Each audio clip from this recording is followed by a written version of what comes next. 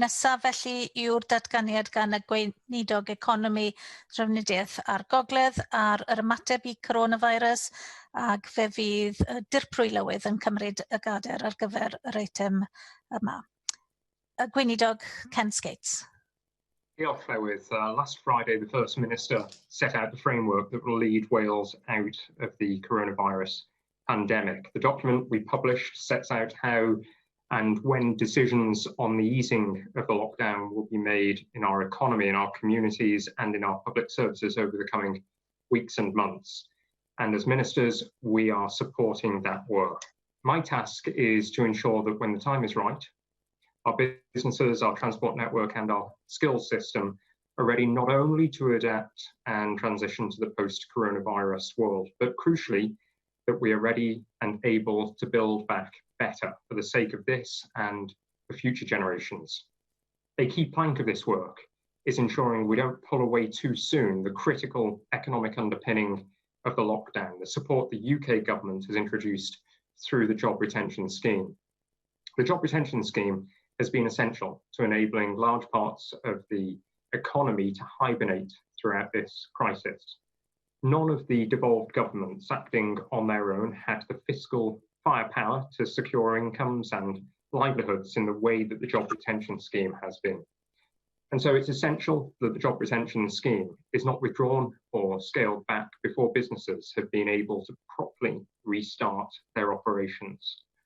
This was a message that the Finance Minister and I sent to the Chancellor of the Exchequer in a joint letter last week, and I welcome the subsequent steps he then took to extend the scheme until October.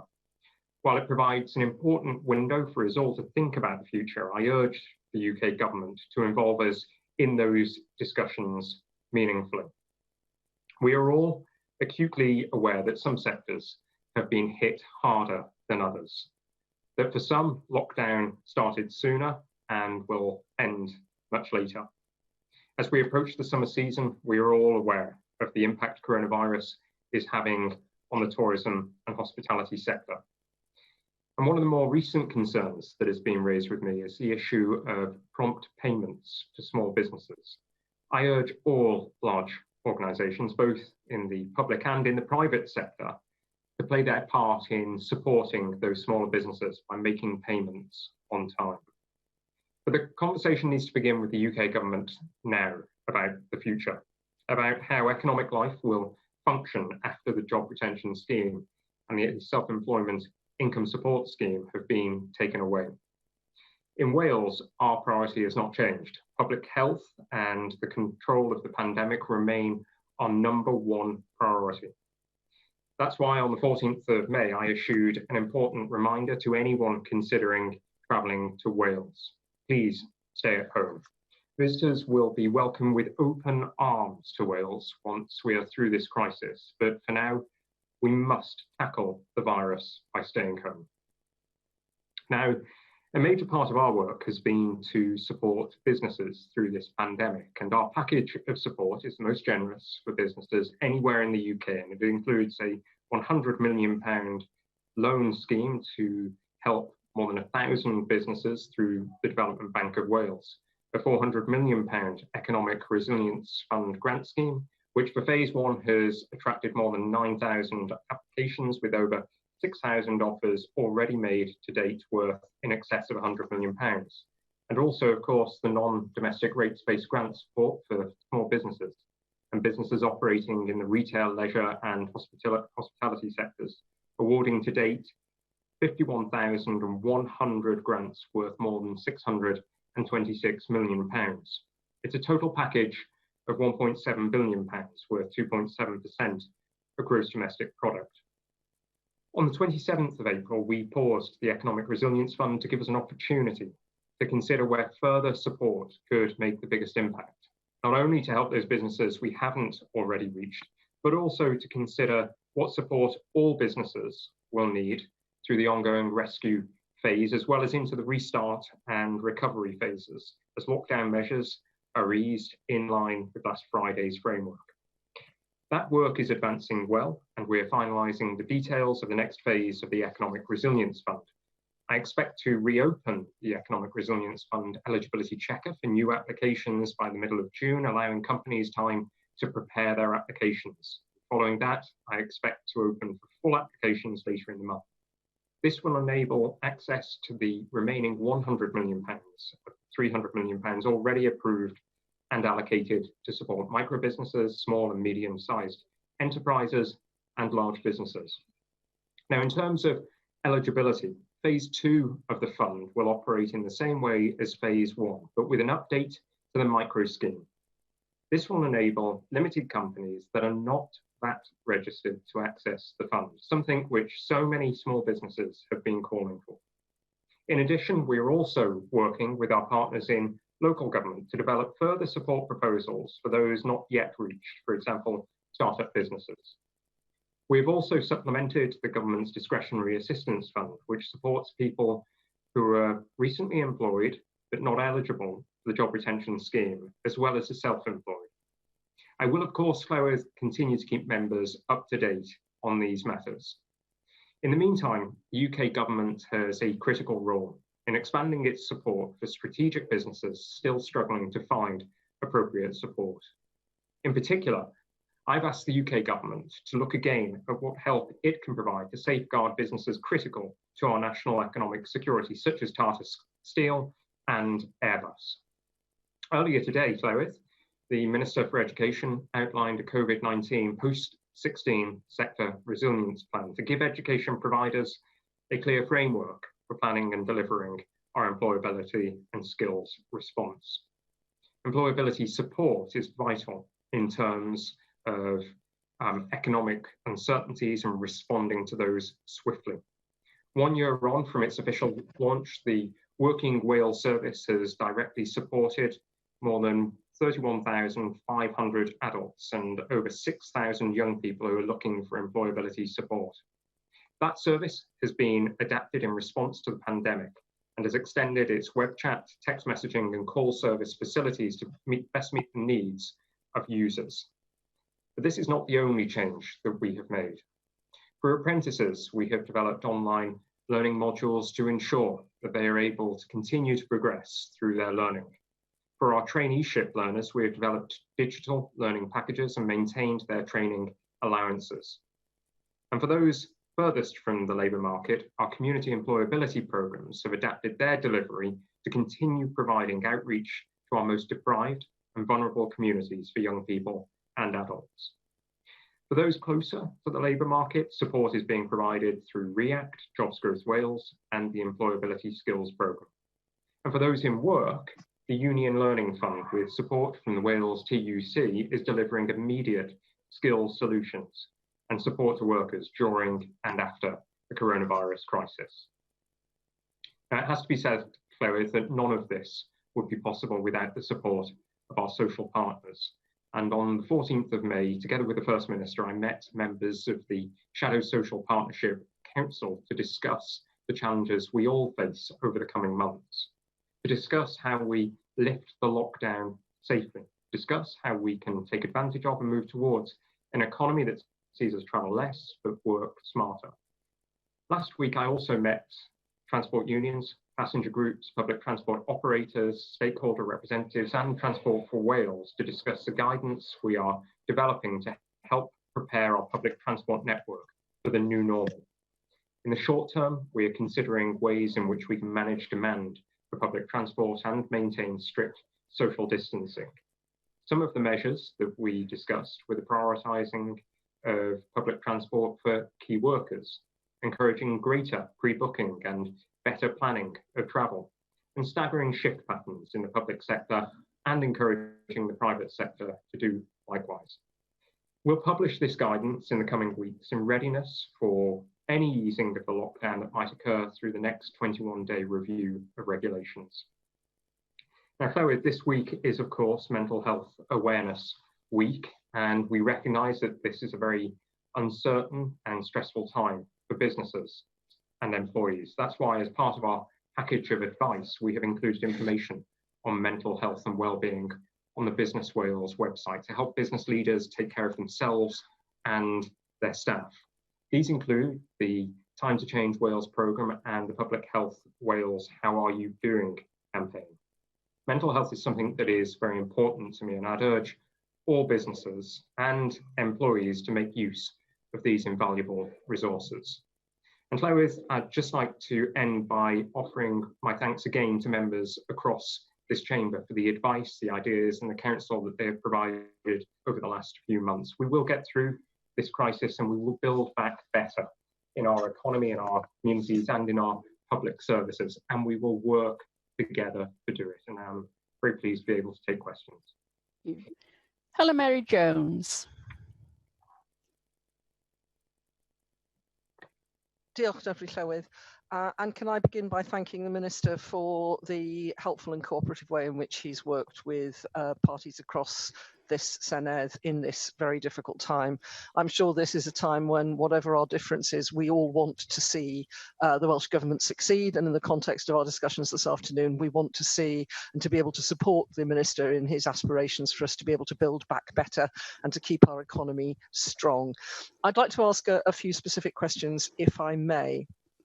With regard to the Economic Resilience Fund, I know that the Minister had hoped to be able to reopen slightly earlier, and I wonder if he's able to put on record the explanation that he's given as to why it's been important to ensure that there is no duplication in provision, so that those businesses who are still waiting for support can better understand why this slightly unexpected delay has been necessary, which I do accept that it has been.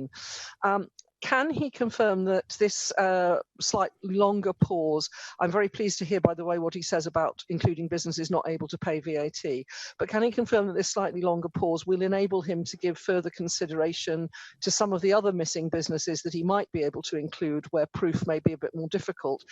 He did mention startup businesses, but I'd also draw his attention to tourism businesses that pay council tax, not business rates, which currently, of course, cannot be supported.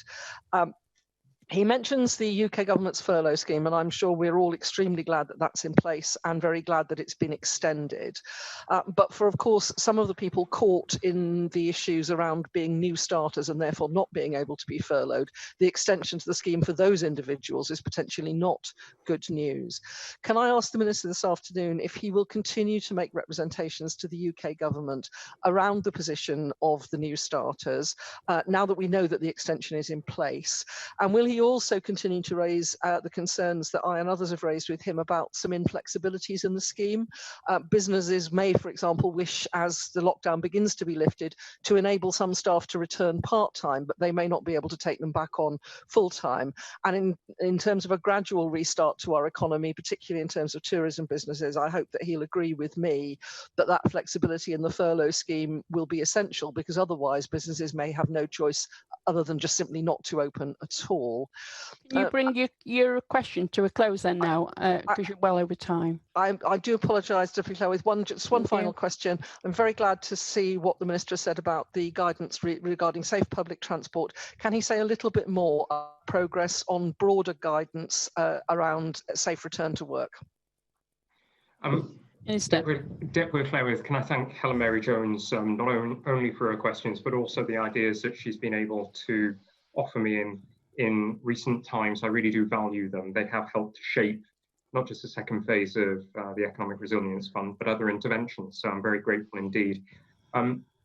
We are looking to take advantage of the coming fortnight to be able to take stock of the UK government's bounce back loan scheme, and also to ensure that we can work very closely with local authority partners on any details of a hardship scheme for the remaining businesses that may fall through the gaps.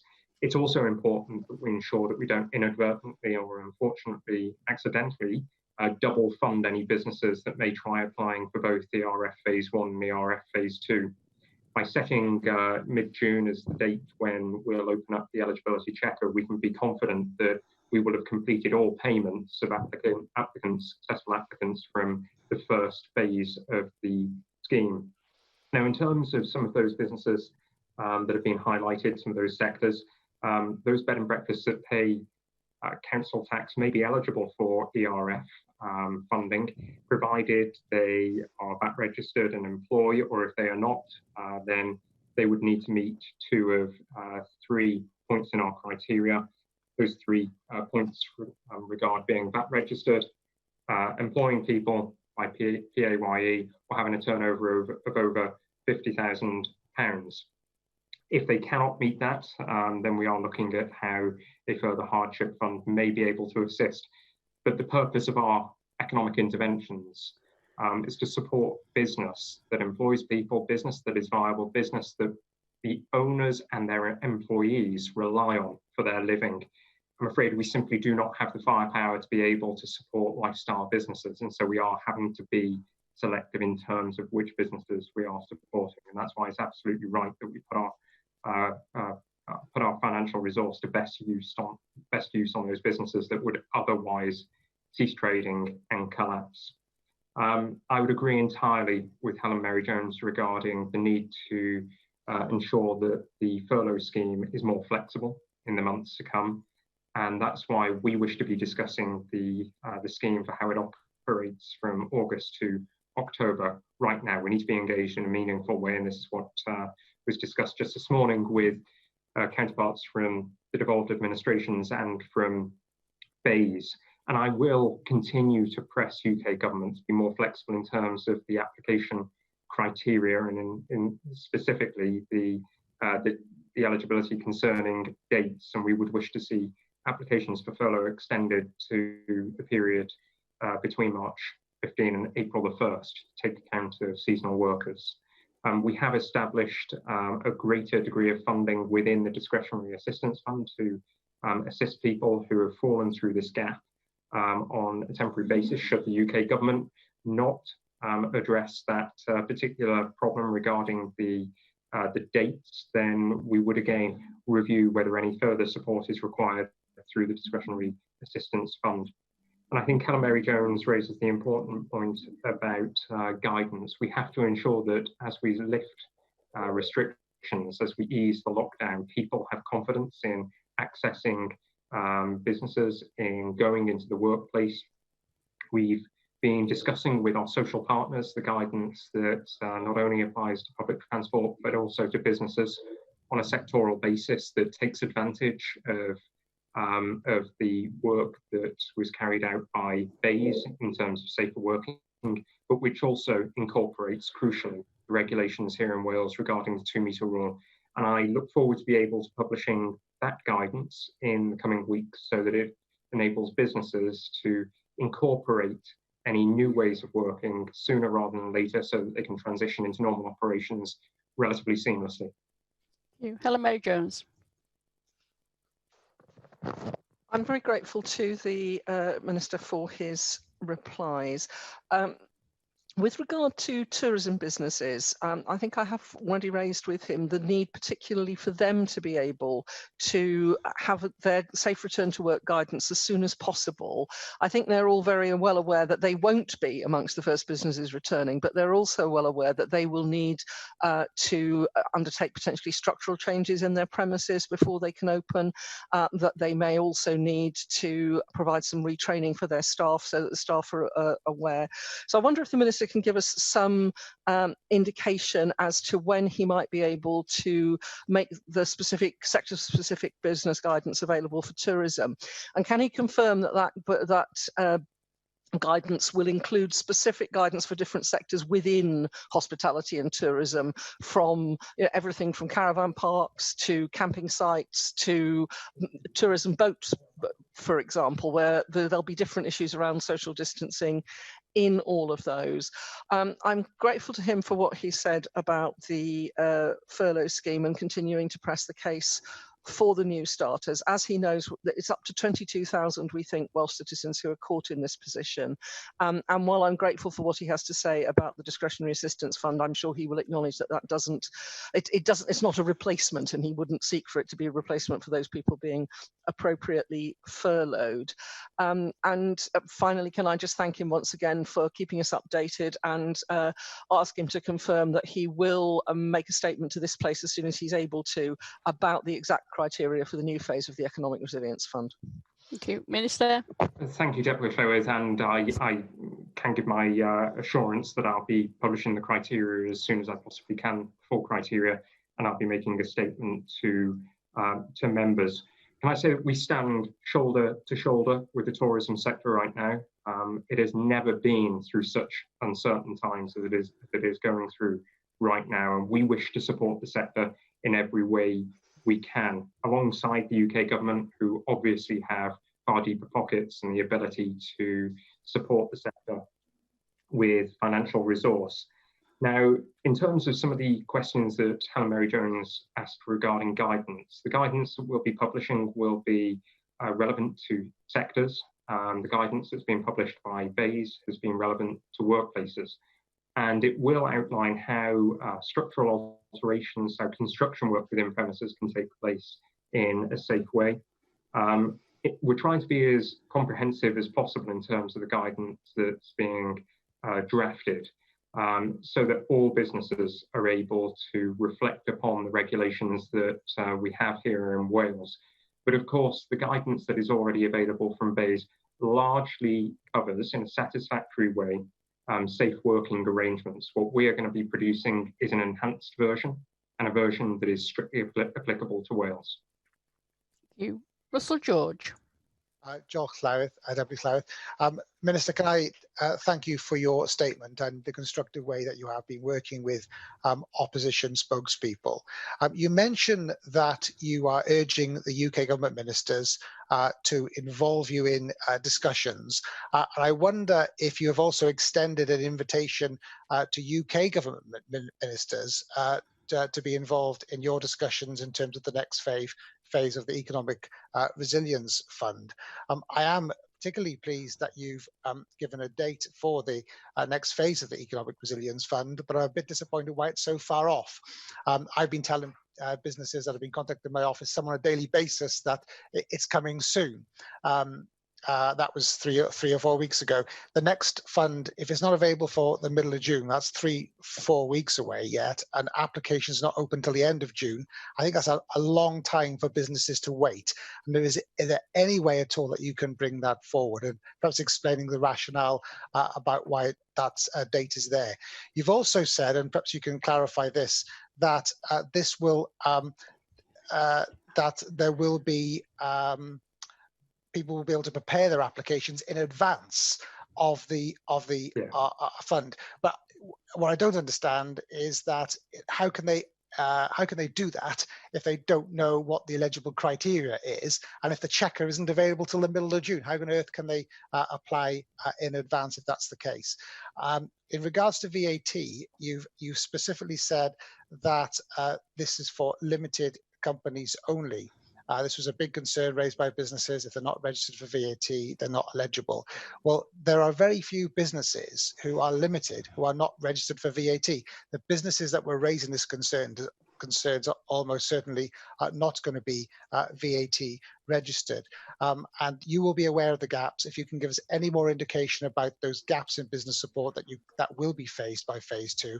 And I'm particularly thinking about businesses who started back in April 2019, who have still not been able to access any funds at all. Can you, I wonder if you could give us any hope for those businesses as well? Minister? Yes, of course, Deputy Llywydd. And for those businesses, we're looking at the establishment of, as I said a little earlier, a hardship bursary, which will require the support of local authorities who will be required to administer such a fund. That requires quite a considerable amount of administration, and that's why we need to make sure that the systems are robust, they're in place before we hit go on the scheme, which in turn explains the time frame that we're looking at. Now, I'm keen to manage expectations and to under-promise and over-deliver, which is why I said that the eligibility tool will be open by mid-June. If we can bring that forward in any way, then we most certainly will do. I recognise that there's a need to act urgently. We've been doing that. We've got the most comprehensive and generous package of support anywhere in the UK. We are keen in government to maintain our position as offering the best package of support to businesses. So we'll do all we can to bring forward the scheme as soon as possible. But we also need to ensure that we do it in a way that takes account of the UK government's bounce back loan scheme, and of course the first round of awards that have been made from ERF. But I totally accept what Russell George is saying, that we need to ensure that we give confidence to businesses that further support is going to be available, and we're going to capture as many of those businesses that fell through the gaps first time around and fallen through the gaps in terms of UK government support, including the self-employment income support scheme and the job retention scheme. Thank you, Minister. I think I'm particularly keen to understand how businesses can actually apply for the scheme before the checker is available. They can't prepare unless they know if they're eligible or not. I wonder also if you could address why you were so reticent, I suppose, to publish an aspirational timetable with clear milestones for a phased reopening of the Welsh economy and when that will take place. I am also very concerned about the coach and bus industry, and I would wonder if you could offer any outline of support that is coming for this particular sector. I also note that the FSB has made some very good suggestions on how the Welsh Government can support businesses to reopen. And I wonder how you would respond to some of their suggestions, namely that the Welsh Government should publish advice and guidance on the 2-metre rule, introduce social distancing grant fund that would target those businesses who are perhaps struggling to make some of those adaptations, introduce a tourism hibernation scheme to ensure that businesses in this sector particularly can survive until the 2021 season, and finally how the Welsh Government's 90 million transformational towns programme can help towns adapt in readiness for the recovery phase. Minister? Russell George has asked a number of really significant questions there that I'll try my best to answer succinctly. First of all, the eligibility tool will be available before the scheme is open, so any business that is considering being able to apply, considering applying, will be able to check whether they're going to be eligible. All of the criteria will be available online.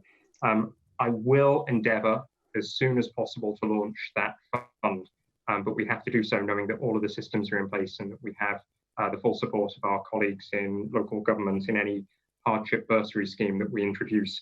In terms of a time frame for reopening of certain sectors of the economy, I think it's important that we all operate to our best endeavours in trying to get to grips with the pandemic and trying to kill off the virus right now. Setting an artificial, even an aspirational time frame may lead to people being a little more relaxed about the need to actually kill the virus. People know that business will only resume as normal as a consequence of killing the virus. I think the effort will be so much more intense. And that's why I'm keen to make sure that we just focus on controlling the virus. In terms of the support that's being offered to the coach and bus sector, we established a £29 million hardship fund for bus service providers. Now, the fund was financed through a consequential from the UK government, but it only lasts until the end of June. We've been clear in our correspondence and our discussions with UK government counterparts that there needs to be longer-term surety of funding for the bus sector to ensure that bus providers don't walk away, that they don't hand over the keys. And so I'm hopeful that the UK government will listen to what we've called for and will be able to provide a much longer-term support package for the bus sector. But in addition to that, the Economic Resilience Fund has been operating for businesses across all sectors. And I'm pleased to say that we have been able to support coach and bus operators with that particular fund. Offers have been made to some major employers in the bus industry and the coach industry. And I do welcome very much the paper that was produced by the Federation of Small Businesses. We published the 2-metre regulations, the advice and the guidance for safely operating at work for both employees and business owners will be published. That will be an enhanced version of what's already been provided by BEIS, adding in Welsh regulations on social distancing. And I've raised already with UK government ministers the need to consider a grant in order to help businesses adapt to what will be the new normal. I'm hopeful that the UK government will be able to provide financial resources in order to be able to administer grants to businesses, particularly small businesses, where the costs could be overwhelming. And in terms of the tourism industry, we have asked UK government to consider a VAT holiday for the tourism sector. I think this could be very beneficial, particularly in the recovery period. But equally, my friend and colleague David Ellis-Thomas has been having numerous calls with the UK government counterparts and with the trade bodies concerning longer term support for the industry to do exactly what you've suggested, Russell, which is to ensure that they can hibernate through the worst of this crisis. Thank you. We have about 12 minutes left and we've had 2 sets of questions, so I'm going to ask for brevity, Minister. I'm sorry about that. And brevity from the next set of questions as well. Jenny Rathbone.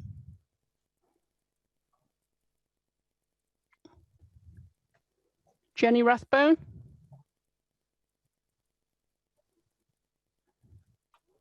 No? Okay. yw'r Davis.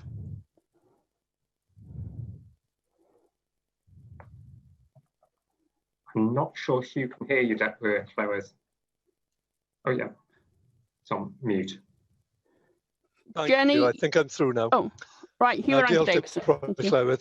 Minister, beyond COVID-19, we're still facing a climate emergency. We have a biodiversity crisis. We have underlying deep social and economic inequality. We have companies that are not as ethical as others and do not pay their fair share of taxes, and so on.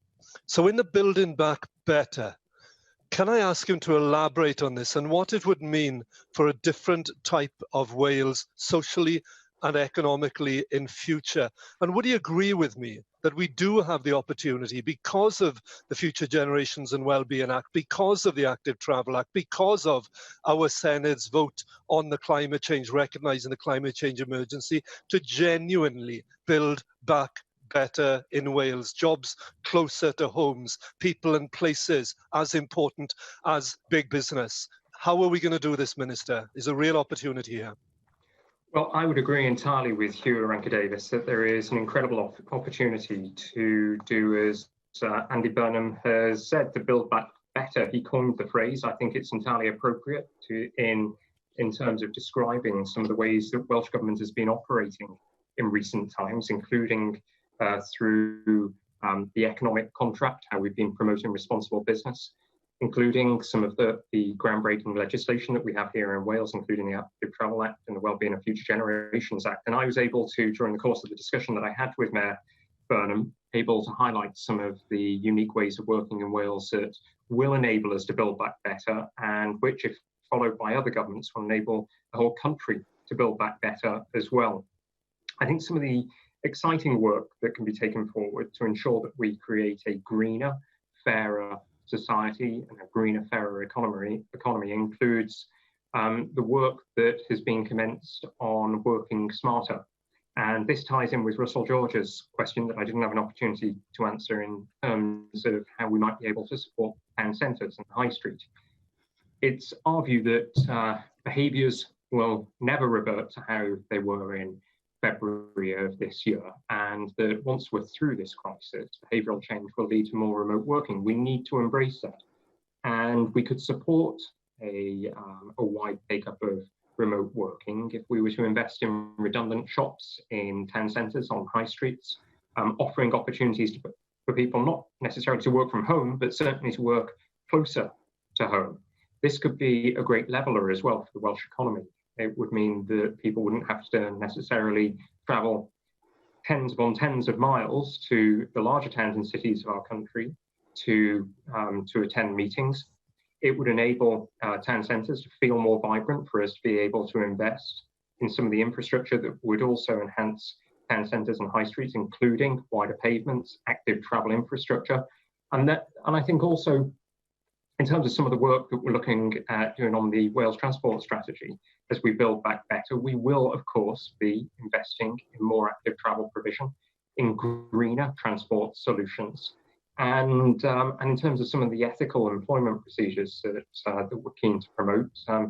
Hugh Davis will be aware that we recently announced that we won't be providing economic resilience funding to businesses that are registered in tax havens. I think it's absolutely right that we do this. If you're not paying into the system? Why should you be taking money out of the system ahead of those who have paid their fair share? We want Wales to be seen as a fair, green nation. And I'm confident that through the work that is being undertaken now as part of the recovery, we will be able to achieve that reputation. David Rowlands.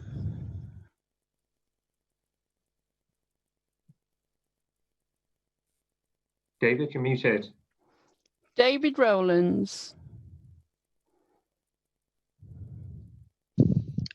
Can I thank the Minister for his statement this afternoon, and also to thank him for his own strenuous efforts during this very, very difficult time. And I'd like to also acknowledge the broad spread of interventions by the Welsh Government, and indeed their implementation in an efficient manner, particularly through the agencies of local government and the Development Bank for Wales. And I think we also ought to acknowledge the great part that Business Wales is playing in this, in giving such good information to companies out there. Talking about companies, Minister, the people of Wales are dependent on many companies making their lives much better during this lockdown. But I'd like to bring your attention to a company that I believe is not doing this and is failing their customers during this crisis. I refer here to customers of SSE, which was previously Swalec, the electricity supply company. Apparently, the failure of an electricity meter caused the customer to lose electricity supply. They found it impossible to inform the company of this breakdown. Well, I myself then attempted to contact the company using their website and a number of telephone numbers, including a number given to Western Power specifically for the coronavirus crisis, only to get on repeated occasions the message that the service was not available. There appears to be no emergency number available to SSE customers, or indeed any way of contacting them during an emergency. This customer has been without electricity for some 48 hours, and whilst it's not the case in this instance, this could have been a household where health aides depend on an electricity supply to function, and these would, of course, not work, possibly putting lives at risk. Do you feel the failure of the company is acceptable in these matters?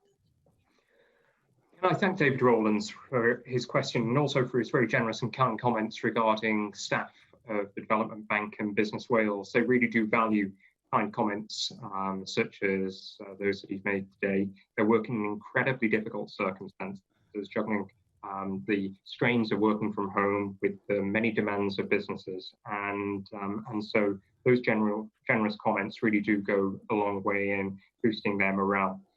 In terms of SSE, I must declare interest is that I am a customer of SSE, and I have been receiving regular texts through the crisis, but in regard to the level of service that David Rowlands has highlighted and disappointment about being unable to contact SSE, if the company has not heard what David has highlighted this afternoon by the end of this week, then we'll certainly chase the company up and ensure that they are responding to customer concerns, because as David says, it's absolutely vital that people are able to access utility support services in a timely way and an appropriate way during the crisis. Thank you. Marcus, you would.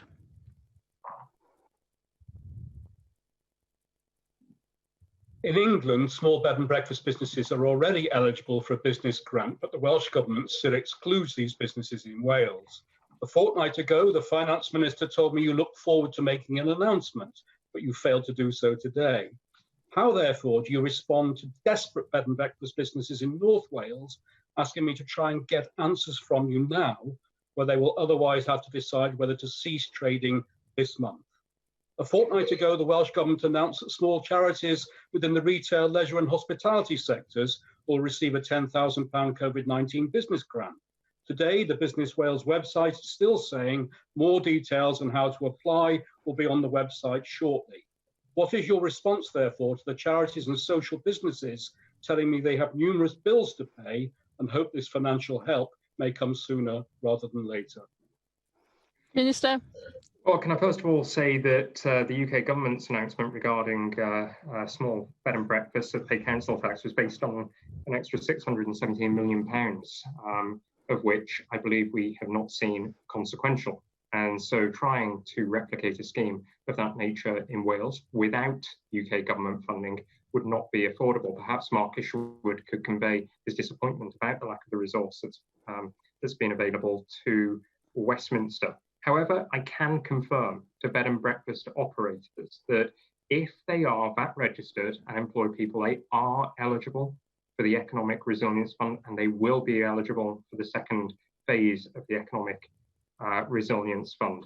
And as I said in response to others, and as I outlined in my statement, we're determined to make sure that we take the opportunity of the second phase of the Economic Resilience Fund to establish a bursary, a hardship bursary, to capture any individuals or businesses that risk collapsing as a result of coronavirus. But as I also said to other contributors, our financial resource is finite, and we have to use that money to keep businesses alive where it is a sole or majority income for the owners and for their employees. We won't be able to support all leisure businesses, I am afraid. We have to prioritise money for those businesses that need it the most. And in terms of social businesses, they are also eligible for the Economic Resilience Fund, and indeed, I believe more than 1.5% of awards have been made to social businesses, higher than the proportion of social businesses as a total of the economy as a whole, and demonstrates our commitment to that particular sector.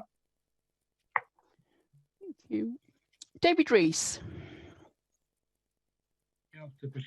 Minister, can I thank you for your statement today, and for in particular the indication that the Economic Resilience Fund will be reopened up in mid-June, because there are many organisations in my constituency that have failed to actually get there so far, but they are looking for that to be reopened. Very much welcomed. And I had a CPG on steel on Monday, and I'm very pleased that you commented upon steel in your statement. But the employers and the trade unions are both expressing deep concern. The Westminster government appeared to be given the perception that Wales was expendable.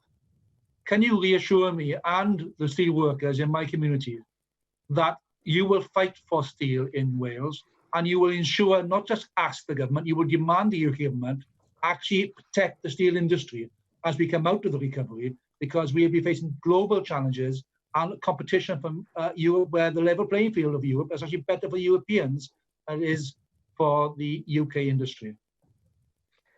Well, can I thank Rees for his question and for the opportunity he gave my officials to be part of the recent steel roundtable discussions as part of a cross-party group. We raise every single week on our quadrilateral calls, myself and other ministers from the other DAs, the need to support the steel sector in the United Kingdom, recognising that it's a sector important to our national security. There are discussions taking place between the UK government and Tata regarding further potential support.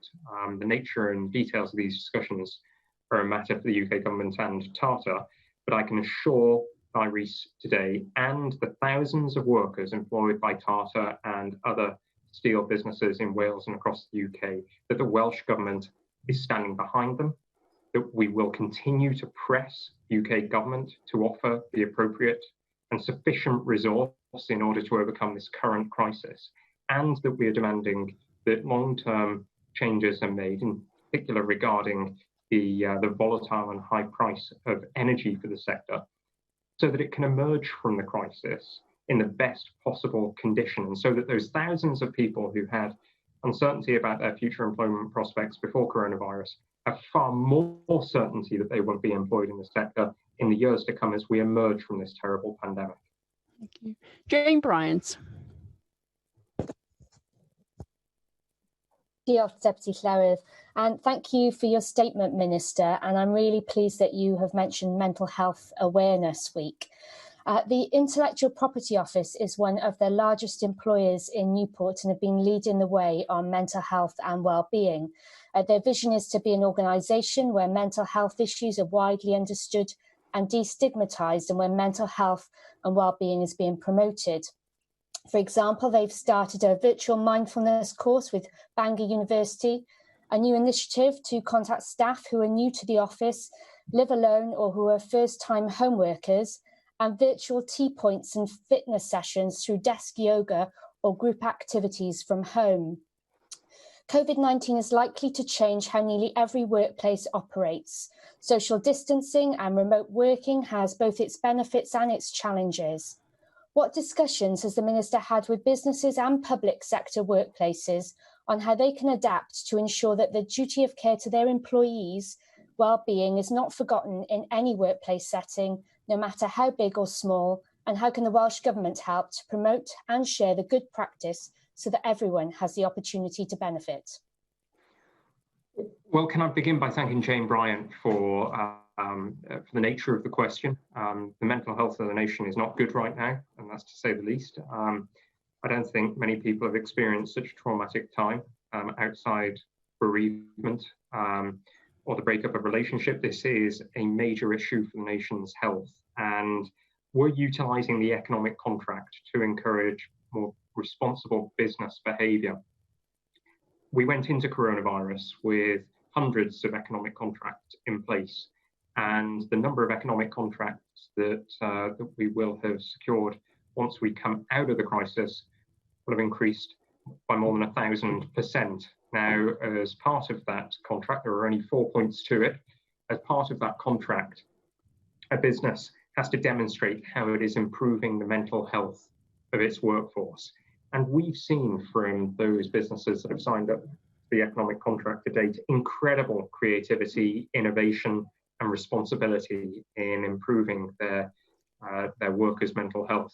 I'm keen to go on working in collaboration with organisations such as Mae'r Cymru to promote schemes such as Time for Change, to ensure that as we emerge from coronavirus, the well-being of our nation is at least as important a consideration as the wealth of our nation, and that the mental health of people across Wales is improved dramatically and swiftly as we come out of the pandemic.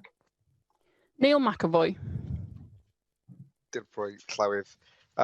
Minister, I asked you, well, I've been trying to get answers since the 6th of April. We asked for a meeting with you on the 10th of May. We asked for a 15-minute slots during any time of the 24 hours. This is about play centres, which for some reason officials are not supporting. They're not being classified as leisure businesses. These businesses are going to go to the wall unless they're supported. So the very simple question is, will you please ensure that play centres, which provide a really valuable function in our communities, will you ensure that play centres are supported, please? Minister. Can I thank Neil McAvoy for his question? This is a question that's also been raised by others, particularly in regard to some of the soft play centres as well that exist and that are very popular. The Economic Resilience Fund is applicable to play centres, and the second round of the fund will, of course, be open to them as well. Lynn Neagle. Thank you, Llywodraeth. Minister, can I thank you for meeting with myself and Nick Thomas-Symonds MP recently to discuss the 200 proposed job losses at Saffron in Cwmbran. The situation remains extremely worrying for the workforce there. Myself and Nick Thomas-Symonds MP are trying to get another meeting with the management of the company, so far without success. I wonder whether you would agree with me that when communities are faced with substantial job losses, it is crucial that the leadership of companies engage both with elected representatives and with the trade unions they are members of, in this case, Unite the Union. And can I also ask, when we're looking at funding for companies going forward, when resources are so precious, what you will do to make sure that a good approach to social partnership and trade union working is incorporated into the requirements for those companies? Thank you.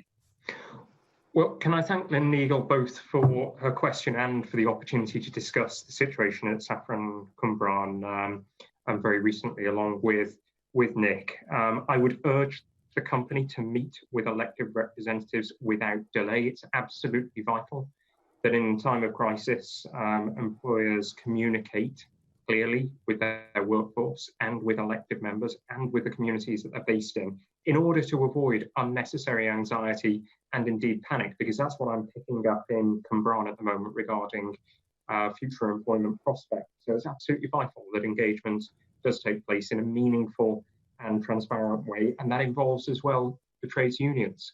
And I can assure Lynn that as part of our rollout of the economic contract, I've already mentioned that mental health is part of the criteria of the economic contract. Another element of the contract concerns fair work. And of course, we set up the Fair Work Commission to make recommendations on how to improve standards of employment in Wales. And we'll be ensuring that during the next iteration of the economic contract, we're more stretching in what we expect from employers in terms of engagement with trades unions and with the workforce in general. And they take full responsibility for employees during downturns and during crises, the sort that we are experiencing right now. Alan Davis.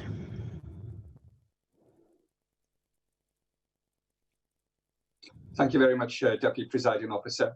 The three groups of businesses that I wanted to ask you about include children's play centres, social enterprises, and those small businesses that aren't registered for VAT, don't necessarily pay business rates, who really are the lifeblood of local economies and are the people that we need to invest in, both to maintain our social infrastructure and to ensure that they have the best possible chance to recover from the disruption we're witnessing at the moment.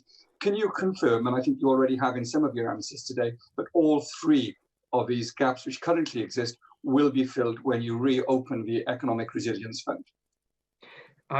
Deputy Llywydd, I'm pleased to be able to confirm that all three will be offered support, obviously provided that they meet the eligibility criteria, but as sectors, they will be eligible to apply for funding, yes. Thank you very much, Minister. We now move on to a motion to suspend the standing orders, and I call on the First Minister to move that motion. Mark Grateford.